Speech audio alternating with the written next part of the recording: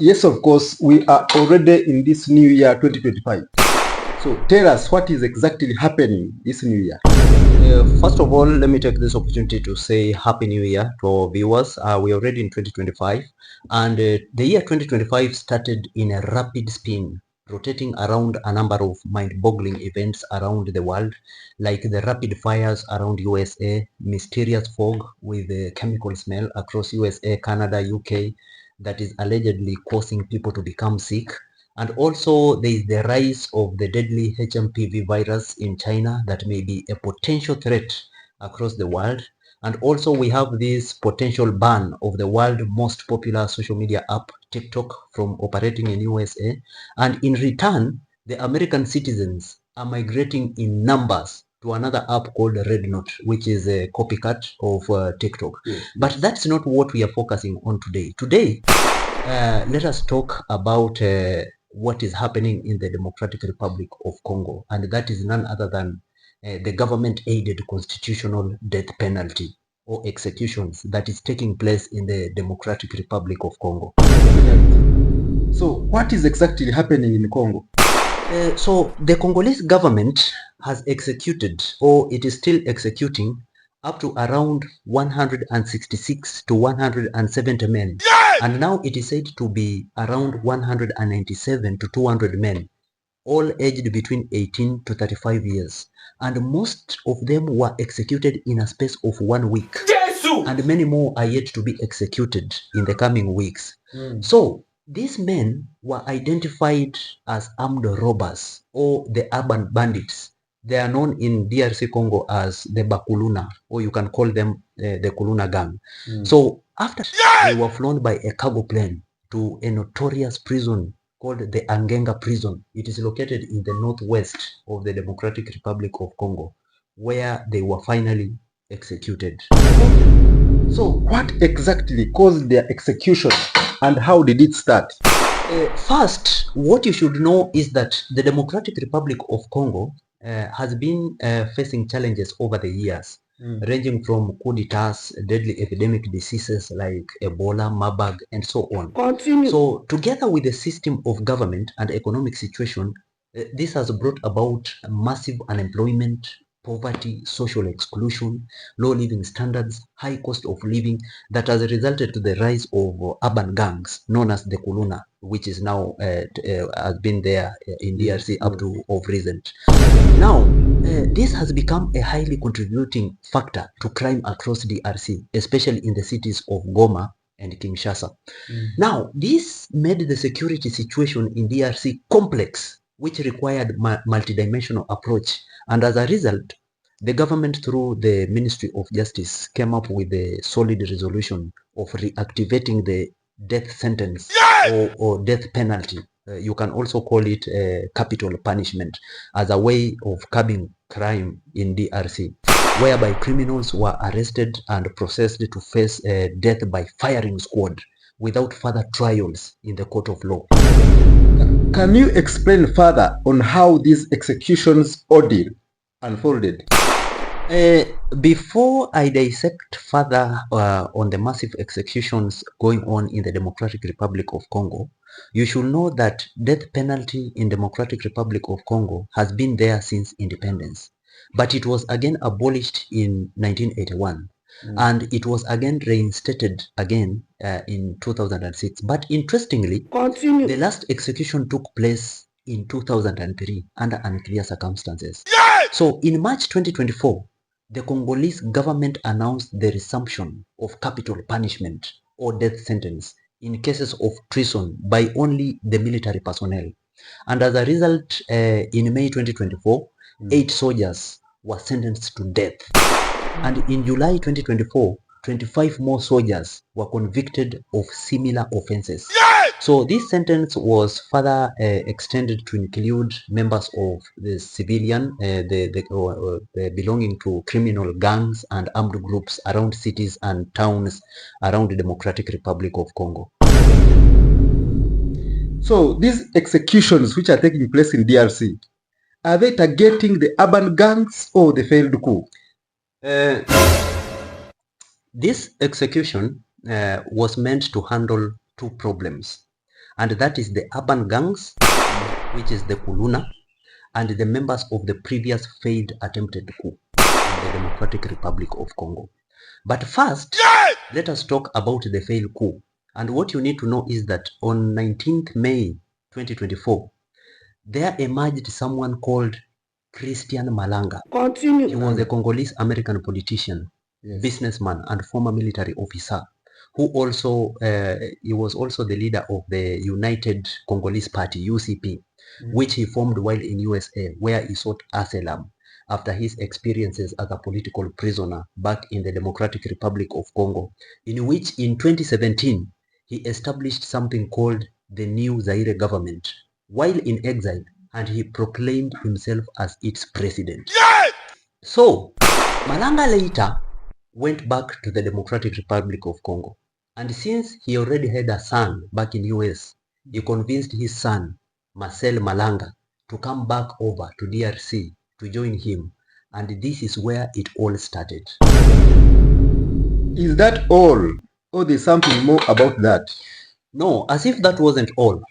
His son Marcel Malanga, accompanied with 2 more Americans, were able to go over to Democratic Republic of Congo to join his dad. Yes! One was his friend, and the other was his father's friend and business associate. And thereafter, Christian Malanga, who was the father to Marcel Malanga, was able to convince them, together with more than 50 other Congolese, if not hundreds, to embark on a deadly mission to unseat and overthrow the current government through a coup d'etat. However, on 19th May 2024, a well-planned coup attempt was foiled, and 6 coup members were killed, including Christian Malanga, who were retaliating while resisting arrest. That's why they were killed. And that is when the 3 Americans, including Malanga's son, Marcel Malanga, survived death but were arrested alongside 50 other more Congolese who were coup plotters. So by this time, death sentence or capital punishment only applied only on the military personnel in cases related to treason, like overthrowing the government being a major one. And it was on this ground that towards late 2024, 37 coup plotters were sentenced to death, including the 3 Americans, that is Malanga Jr. and his other 2 American accomplices. And how is this connected with the Kuluna Bandits? What you should know is that this was just a coincidence, because as all this was happening in Democratic Republic of Congo, the Kuluna Gang was still existing, causing terror to residents, using machetes, knives, guns, and so on, doing the killings left, right, and center. And it was actually this Kuluna Gang was the most feared group or urban bandits in the whole of Democratic Republic of Congo. And what was the outcome of all this? Now, as a result, in early December 2024, a security operation called Ndovo, was launched. Ndovo means a fish hook in Lingala. This led to an arrest of around 1,685 suspected gangsters in the past month in Kinshasa alone, and sent dozens of them to death row for terrorizing residents, because frequent power blackouts in Kinshasa created opportunities for massive crime in residential areas. So these gangsters, commonly known as the Kulunas, who mostly use machetes and other weapons like knives, pistol, guns, and so on to kill and injure their victims as early as 8 p.m. in the night, have been blamed for violent robberies in several districts, especially in Kinshasa. In other words, these robbers are said to be involved in massive rape, armed robbery, kidnappings, theft, random killings, illegal roadblocks, drug use and drug trafficking, sporadic shooting, sporadic fighting, name it. While they do this, when they fear nobody, and I mean they fear nobody. So apart from terrorizing residents, these gangsters took it a notch higher by even killing policemen, killing some government servants, including killing a renowned journalist in Democratic Republic of Congo who had just wedded. But who do you think these Kuluna gangs are? The Kuluna Gang are not new in Kinshasa. They have been operating for at least 20 years in DRC and have turned certain areas in DRC capital into no-go zones. So these thugs operate in organized gang setup. And to make matters even more unbelievable, the gang members are aged from as young as 15 years and as old as 40 years. Though the majority in this group of bandits are between 15 to 25 years old. And these are the people who are blamed for several deaths and many injuries in the city. So these gangs are made of young boys and men who take an oath or initiation before being recruited, and they always move and operate in groups under their leader, and they are ready to cause any chaos across the cities and towns in DRC, especially in Kinshasa, and they do not respect anyone, including the authorities, apart from their Kuluna Gang leadership. You mean the Kuluna Gang is this serious? Yes, because the Kuluna is the gang which has not been fearing nor respecting the law. They never fear to be jailed. Even if they're taken in and out of prison as more as 10 times, they never change nor reform. Instead, they continue from where they stopped, and they even become worse than before. Continue. They consider themselves to be unruly, and you can't tell them nothing. Okay. They operate like a cult, communicate using symbols and signs, which it actually makes them different from the society and other gangs, of course. So the Kulunas, their role is to instill fear, violence and terror to the community with no negotiation, and they were well organized, and they operate in ranks, and they have also commanders, just like in the army. Even the police tends to fear them. But in some countries, you find that this kind of gangs, they tend to be affiliated or funded by politicians, wealthy businessmen, musicians, drug lords, and so on. Continue. And they can alternatively resort into mass theft, robbery, and killings to fund themselves if they are not affiliated to such kind of source of fundings. So the Kulunas is the gang which eventually grew over the years and had reached a point of overpowering the government, a point of no return, and they became a threat to national security in the Democratic Republic of Congo. Are there some other gangs in other countries similar to Kuluna, like to relate with? Yes, look at Haiti. There's a gang known as the G9, led by someone called Jimmy Cheziria, aka Barbecue. There is also GPEP and 400 Mawozo, all from Haiti. The government left these gangs to grow over time. And by the time it decided to eliminate these gangs, I'm telling you, it was too late. They had overpowered the police and also the army, and they were now uncontrollable and unruly. These gangs went ahead and partially overthrew the government and taken some parts of the city, Port-au-Prince. And this explains the state in which Haiti is to date. And that is why you find that even the Kenyan police was sent there to try and neutralize these gangs and bring the situation back to normalcy. Though it is still a hard task to handle. Yes.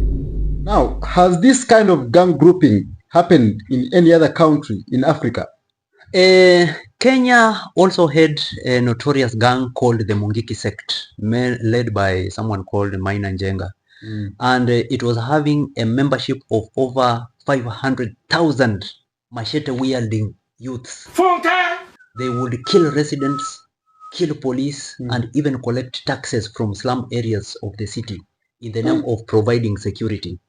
So they had become unruly, and this gang disturbed the Kenyan government to the core.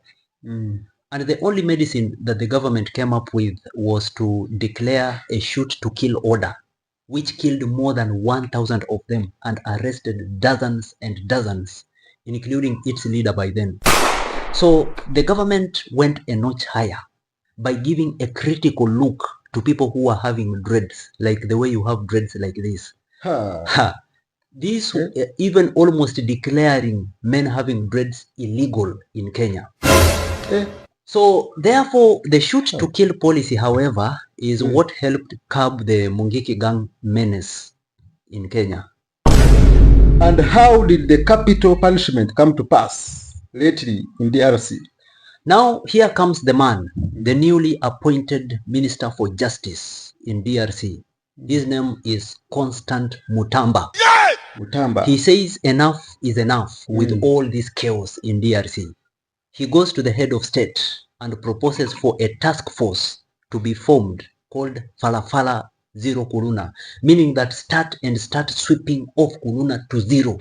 Okay. Because these gangs had become a problem to the citizen due to their massive rapes, killings, kidnappings, theft, armed robbery with violence, and so on.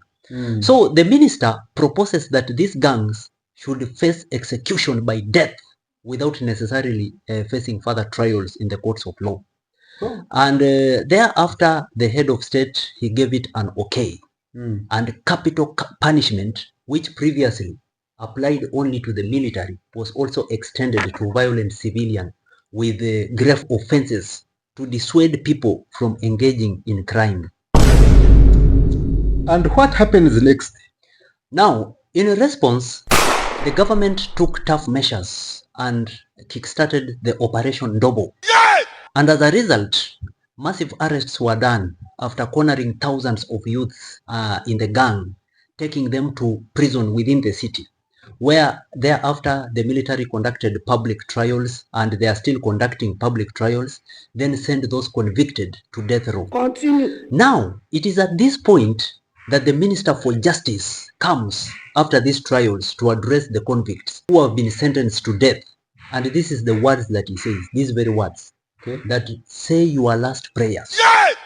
You are going to be executed. Ask for forgiveness from those you have killed, those you have raped, those you have harmed. Know that you won't be coming back here. People are tired of you. Say bye-bye to Congo, bye-bye to Kinshasa, and say bye-bye to the world as we send you to heaven or hell using a bullet.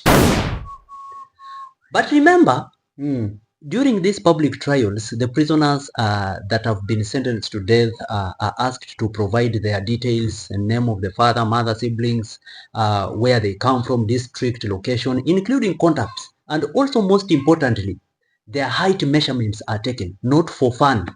Ask me for what? For what? These measurements are sent to somewhere called Anga Prison, notorious Anga Prison, which is located in the remote area of northwestern DRC. That is where these convicts are going to be executed. So, this is where the coffins of each death sentence convict is being prepared after those measurements being sent there. Height measurements. Yes, it's like measuring for you a suit for a wedding. So these coffins are the ones that are supposed to carry the executed prisoner's body back to Kinshasa for burials by their families. Can you describe Anga Prison for me, please? So after the trials, death row prisoners are transported to the airstrip. Then they are put in the plane, the cargo plane, then transported from Kinshasa to the notorious Anga Prison, located in the remote northwest part of the Democratic Republic of Congo. They are taken there for execution. Now, Anga Prison is located in the remotest jungle of DRC, one of the remotest jungles in DRC, in the northwestern part, as I have said. So that is the place where these prisoners die. Even prisoners who are there, they die of starvation, diseases, or execution. You cannot escape from that prison. And even if you escape anyway, you may end up dying in the jungle or in the Congo Basin or eaten by animals. So prisoners who are lucky enough to survive in that prison, they embark in other activities, including like making coffins for the death row convicts. So you should also note that some of the convicts must have been innocent in this operation which is taking place. I know. But they were just wrongly arrested just because they were maybe found hanging around with friends who were again happened to be gang members. So though now this is how they faced their fate, you get it? Now, however, it is also said and believed that the 3 American death row convicts who were involved in the failed coup attempt, which included Christian Malanga's son, Marcel Malanga, they are not yet dead, since the American authorities are in negotiation with the Democratic Republic of Congo government for their possible extradition to the United States. So death row convicts who are transported to that notorious Anga Prison are expected to face their death through either firing squad, through hanging, or through decapitation. Do you know decapitation? Yeah. Decapitation means cutting off the head. Yeah! Though we are not yet sure whether death through decapitation and hanging has taken place. But death through firing squad has already happened to these guys of the gang who are arrested. So this goes to all youths in any country. Yes. You better think twice, thrice, or even 10 times before joining any of these unruly gangs, no matter how affiliated they are to any powerful individuals, organization, or groups. Because when the government decides to turn against you, it shall be brutal. This man! Anyway, this is to let you know that the only way for you to thank us is by subscribing to our YouTube channel for more exclusive information like this. This is the only channel where we can give you exclusive information than no other.